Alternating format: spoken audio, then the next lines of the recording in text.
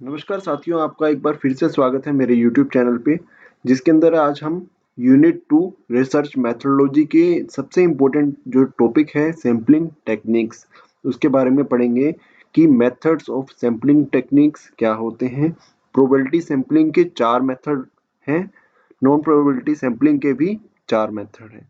Probability sampling को आप random sampling भी बोलते हैं और नॉन प्रोबेबिलिटी सैम्पलिंग को आप नॉन रैंडम सैम्पलिंग भी बोलते हैं। ये जो टॉपिक है ये काफ़ी इंपॉर्टेंट है आपके एग्जाम के लिए और आज हम इसको फटाफट रिवाइज कर लेंगे। ये जो टॉपिक है आपका पेपर 1 यूजीसी नेट और यूनिट 2 के अंदर आता है। तो चलिए चलते हैं नेक्स्ट स्लाइड में। और प्रोबेबिलिटी सैम्पलिंग के टाइप्स को जानने से पहले हमें पता होना चाहिए कि प्रोबेबिलिटी सैम्पलिंग होता क्या है। पहली बात तो ये है कि प्रोबेबिलिटी सैम्पलिंग का दूसरा नाम क्या है, random sampling.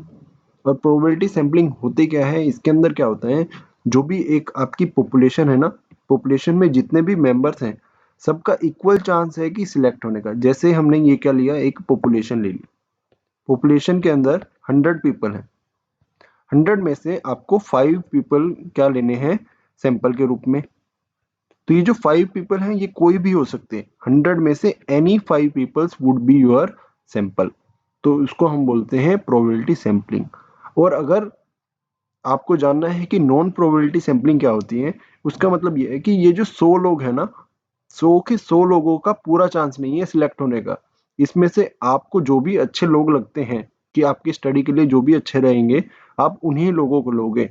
But probability sampling क्या बोलती है कि हर एक मेंबर का इक्वल चांस है सिलेक्ट होने का। कोई आपकी अपने हिसाब से आप किसी को नहीं ले सकते। आपने क्या करना है, सिर्फ सभी की सारी पॉपुलेशन में से किसी भी लोगों को आपको सिलेक्ट करना अपने सैंपल के रूप में। तो उसको हम बोलते हैं probability sampling. Types of probability sampling, जैसे कि हमने जाना कि प्रोबेबिलिटी सैम्पलिंग के अंदर हर एक इंडिविजुअल का इक्वल चांस है एक एज ए सैंपल सिलेक्ट होने का। तो इसी तरीके से सिंपल रैंडम सैम्पलिंग का मतलब है कि जब हर एक मेंबर का पॉपुलेशन में से इक्वल चांस होता है सिलेक्ट होने का, तो उसको हम बोलते हैं सिंपल रैंडम सैम्पलिंग। ये एक लॉटरी सिस्टम की तरह भी काम करता है। जैसे कि अगर आपको 100 लोगों में से किन्हीं 5 लोगों को सिलेक्ट करना है, तो आपने क्या करा, एक लॉटरी सिस्टम अपनाया, जिसके अंदर आपने चिट बना दी पूरे 100 लोगों की और उसमें से 5 लोगों को रैंडमली सिलेक्ट कर लिया कि कोई भी 5 लोग आएंगे वो आपके क्या बन जाएंगे, सैंपल बन जाएंगे। तो ये क्या हो गया आपका सिंपल रैंडम सैम्पलिंग। फिर उसके बाद आएगा systematic random sampling. Systematic random sampling का मतलब है आपने क्या करा, एक सिस्टम को अपनाया, उस सिस्टम के थ्रू आपने क्या करा, सैम्पलिंग करी। सपोज जैसे ऐसे ऐसे करके 20 जो पीपल है या 20% है, इसके अंदर से आपको कोई 5 लोग सिलेक्ट करने हैं। कोई 5 लोग सिलेक्ट करने हैं, तो आपने क्या करा, कोई भी एक रैंडम नंबर उठा लिया। सपोज कोई तीसरा पर्सन आपका पहला सैंपल होगा, तीसरे के बाद 3+3 करेंगे तो छठा, तो छठा पर्सन होगा वो आपका सेकंड सैंपल होगा। फिर आपका 9वां पर्सन आपका थर्ड सैंपल होगा, 12वां पर्सन आपका फोर्थ हो जाएगा और 15वां आपका 5वां हो जाएगा। और ये जो आपने थर्ड पर्सन सेलेक्ट किया था, ये कोई भी हो सकता है। 3 की बजाय 4 से भी स्टार्ट कर सकते हैं, 5 से भी कर सकते हैं, सेकंड से भी कर सकते हैं, 7 से भी कर सकते हैं। तो इस तरीके से आपने कोई एक सिस्टम को अपनाया। जैसे कि नाम लिखा हुआ है सिलेक्ट एवरी nth इंडिविजुअल, कि कोई भी एक इंडिविजुअल आपने एक लिस्ट के अंदर से सिलेक्ट कर लिया, उसी को आपने एक रेफरेंस ले लिया। जैसे एग्जांपल दे रखा है कि every fifth name on A list is chosen, कि कोई भी 5वां नाम आपने क्या करा, हर एक 5वां नाम अपने सैंपल के लिए सिलेक्ट कर लिया। तीसरा आएगा आपका स्ट्रेटिफाइड सैंपलिंग।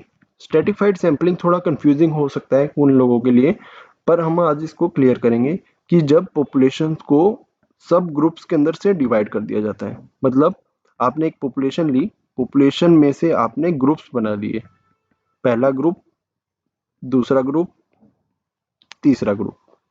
अब तीसरे ग्रुप में आप ये जो तीनों ग्रुप आपने बनाए हैं, ये ज्यादा भी हो सकते हैं ग्रुप, इनको आपने क्या लिया, अपना सैंपल ले लिया और इनसे आपने अपना डाटा कलेक्ट कर लिया। अब ये जो आपने ग्रुप बनाए हैं ये किस बेसिस पे होंगे, ये होंगे स्पेशल कैरेक्टरिस्टिक्स के बेसिस पे। स्पेशल कैरेक्टरिस्टिक्स क्या, एज के बेसिस पे आप कर सकते हैं इनको सब ग्रुप में डिवाइड, जेंडर के बेसिस में, इनकम के बेसिस में, और अलग भी हो सकता है इससे। तो आपने क्या करा, इन बेसिस पे ग्रुप्स में इनको डिवाइड कर दिया पॉपुलेशन को। जैसे कि एग्जांपल दे रखा है कि अगर आपको वोटर की प्रेफरेंस के बारे में स्टडी करनी है, तो ये जो पॉपुलेशन है इसमें से आपने क्या करा, एक एज ग्रुप बना लिया कि 18 से 25 वाले एक एक आपने एक ग्रुप बना लिया, 26 से 35 वालों का आपने दूसरा ग्रुप बना लिया और उसके बाद वालों का आपने एक तीसरा बना लिया। तो आप क्या करोगे, इन तीनों में से सैंपल ले लोगे। एक सैंपल मतलब आपको जो स्टडी करनी है वो यहाँ से कर सकते हो, दूसरा इंडिविजुअल आप यहाँ से ले सकते हो, तीसरा इंडिविजुअल आप यहाँ से ले सकते हो, जो पूरी की पूरी पॉपुलेशन को रिप्रेजेंट करेगा। इस तरीके से होगा, ये तीन आपने कर लिया। और नेक्स्ट हम देखते हैं फोर्थ।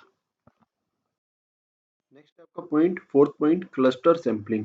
क्लस्टर सैंपलिंग में और स्ट्रेटिफाइड सैंपलिंग में काफ़ी कंफ्यूजन होती है हर एक कैंडिडेट को, तो इसको अब हम आज क्लैरिफाई कर लेंगे अच्छे से कि क्लस्टर सैंपलिंग के अंदर हम क्या करते हैं, जो पॉपुलेशन होती है उसको क्लस्टर्स के बेसिस पे क्या कर लेते हैं, उसको डिवाइड कर लेते हैं। क्लस्टर किसके बेसिस पे होता है, ज्योग्राफिकल लोकेशंस के बेस पे। देखो जो पॉपुलेशन है इसको हमने क्या करा, क्लस्टर्स के अंदर इसको डिवाइड कर लिया। अब ये किस बेसिस पे होता है, ज्योग्राफिकल लोकेशंस के बेस पे। फिर उसके बाद उसमें से एक रैंडम सैंपल को हम कलेक्ट करते हैं। जैसे एग्जांपल दे रखा है कि अगर आप किसी भी गवर्नमेंट को एक सर्वे करना है जिसके अंदर उसको हाउस होल्ड के बारे में सर्वे करना है कि मतलब कितने घर उस एरिया के अंदर हैं, तो आप क्या करेंगे, अगर आपकी किसी भी एक बड़ा राज्य है या फिर कोई भी एक बड़ी सिटी है, सपोज हम दिल्ली को लेते हैं, सबसे पहले हमने दिल्ली को लिया, तो दिल्ली के अंदर अगर जितनी भी पॉपुलेशन है उसको हमने क्या करा, 10 डिस्ट्रिक्ट्स के अंदर डिवाइड कर लिया। ठीक है, 10 डिस्ट्रिक्ट्स हो गए इसके, 1 2 3 4 5 6 7 8 9 और 10 डिस्ट्रिक्ट्स के अंदर दिल्ली को डिवाइड कर लिया। अब इसके अंदर हम क्या करेंगे कि किसी भी तीन, सपोज हमने एक ये ले लिया, एक ये ले लिया और एक ये ले लिया, हमने क्या करा, इन तीनों में, इन तीनों डिस्ट्रिक्ट्स में जितने भी घर आ रहे हैं उन तीनों को हमने क्या कर लिया, जितने भी हाउस होल्ड है उन सबका हमने सर्वे कर लिया। बजाय हमने सभी पॉपुलेशन का सर्वे करके इनको पहले तो क्लस्टर्स के रूप में डिवाइड कर दिया। अब क्लस्टर्स कैसे बनते हैं, ज्योग्राफिकल लोकेशन के बेस पे।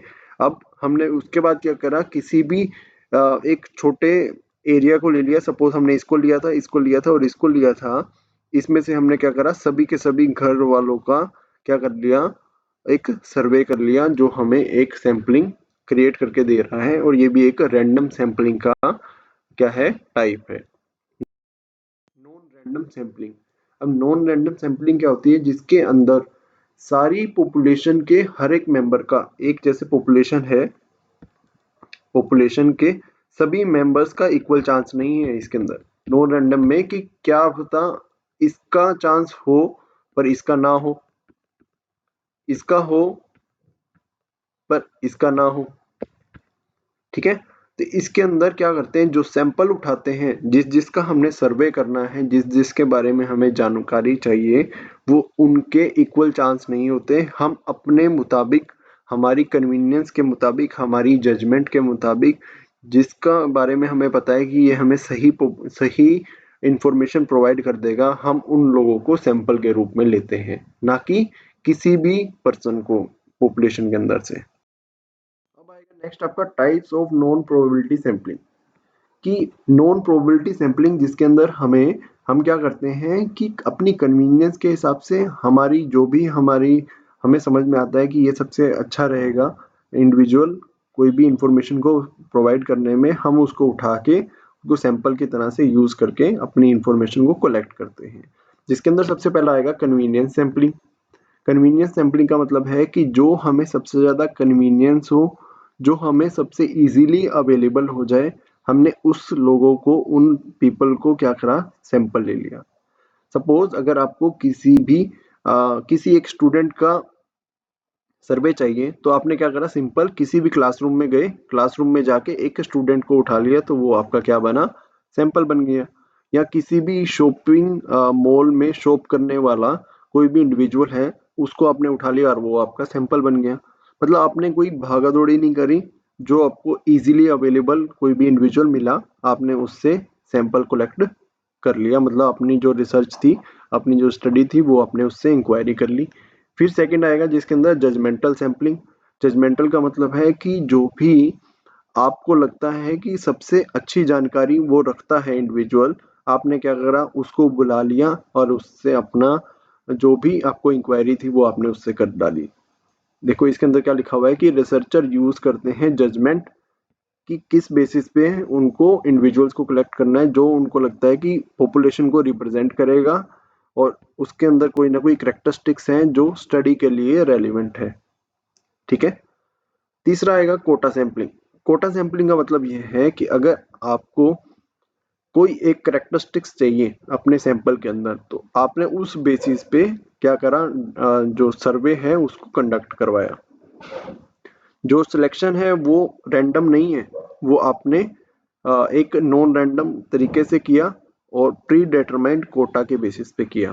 प्री डिटरमाइंड मतलब आपको पहले से पता है कि क्या आपको किन लोगों का आपको सर्वे करना है। सपोज एग्जांपल दे रखा है कि जिसके अंदर एक आपको equal number of main and women चाहिए थे अपनी स्टडी को कंडक्ट करने के लिए। मतलब आपको एक सर्वे करना है जिसके अंदर जितने मेल आप लोगे उतने ही फीमेल आपको लेनी है।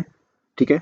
तो अब क्या होता है कि कोटा सैंपलिंग के अंदर आपने 50 मेन को सिलेक्ट कर लिया, 50 वुमेन को सिलेक्ट कर लिया एक जनरल पॉपुलेशन में से जो आपको जल्दी मिले। ठीक है। मतलब आप मार्केट में गए तो आपने जो 50 इंडिविजुअल्स आपको मिल रहे हैं मतलब मैन, आपने उनसे डाटा कलेक्ट किया और उतनी ही वुमेन्स आपने ले ली जिनसे आपने डाटा कलेक्ट किया और ये आपका क्या बन गया, कोटा सैंपलिंग। नेक्स्ट आपका स्नोबॉल सैंपलिंग। स्नोबॉल सैंपलिंग एक ऐसी टेक्निक है जो क्वालिटेटिव रिसर्च करने के अंदर आपको सबसे ज़्यादा यूज़ की जाती है। अब इसके अंदर क्या मतलब हुआ कि जो भी आपने इनिशियल पार्टिसिपेंट लिए, मतलब आपने जिससे भी सर्वे करना था, आपने कोई एक इंडिविजुअल को ढूंढा, आपने उससे जानकारी प्राप्त की, उसके बाद वो जो इंडिविजुअल होगा वो ही क्या करेगा, दूसरे लोगों को आपको आपको क्या करेगा, आपको रेफर करेगा कि आप इन लोगों से जाके मिलिए, ये आपको सही डेटा प्रोवाइड करेंगे। मतलब एक इंडिविजुअल आपने ढूंढा, वो ही लोग दूसरों को रेफर कर देंगे। इसको हम क्या बोलते हैं, स्नोबॉल इफेक्ट। अब यही लोग जो आपके इनिशियल पार्टिसिपेंट है यही क्यों आपको रेफर कर रहे हैं, आप खुद क्यों नहीं जा सकते हैं उनके पास, क्योंकि ये हम सैंपलिंग तब यूज करते हैं जब जो डेटा है वो मुश्किल से आपको मिले। आपको जो भी इंडिविजुअल चाहिए जिनसे आपको स्टडी करनी है वो इजीली अवेलेबल नहीं हो, तब आप क्या करते हो, स्नोबॉल सैंपलिंग को यूज करते हो। जैसे कि एक एग्जांपल दे रखा है कि सोशोलॉजिस्ट ने कोई अगर स्टडी करनी है, एक सोशोलॉजिस्ट स्टडी करता है कि उसको एक्सपीरियंस जानना है जिन लोगों के पास घर नहीं होते। तो इसके अंदर आपने किसी एक इंडिविजुअल से जानकारी प्राप्त की, इसके बाद ये जो इंडिविजुअल होगा ये आपको दूसरे लोगों के पास रेफर करेगा कि आप इन लोगों से भी जाके मिलिए और ये भी आपको जानकारी इस तरीके की दे सकते हैं।